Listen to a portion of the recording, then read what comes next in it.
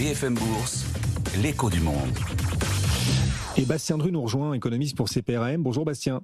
Bonjour. Un mot aussi de l'Italie quand même, dont la note a été relevée par Moody's. C'est une première ça en 23 ans quand même, voir Moody's relever la note de l'Italie. Elle passe de Baa3 à Baa2. Bon, au-delà des lettres, c'est symbolique ou c'est majeur là ce qui se passe sur l'Italie, même pour nous Européens, au-delà de l'Italie elle-même?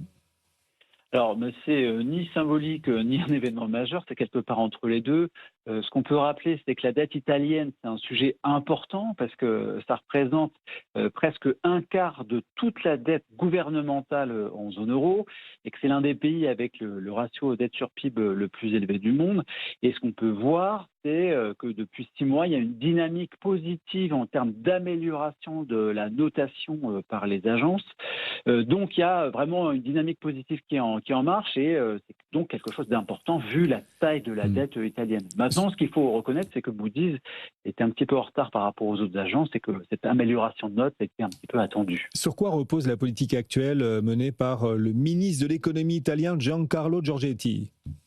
Alors, c'est très centré sur le pouvoir d'achat des ménages. Il y a eu notamment des baisses d'impôts pour les familles les moins aisées. Il y a aussi la compétitivité des entreprises. Mais en termes de finances publiques, la politique de Giancarlo Giorgetti a plutôt été restrictive, avec un audit des finances publiques qui a débouché sur des coupes budgétaires.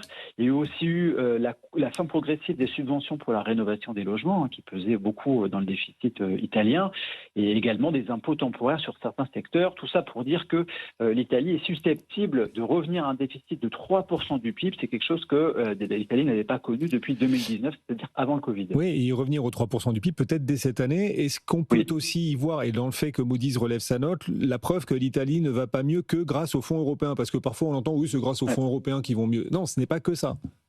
Alors, il n'y a pas que ça. Mais malgré tout, c'est quand même très important ce que représentent ces subventions.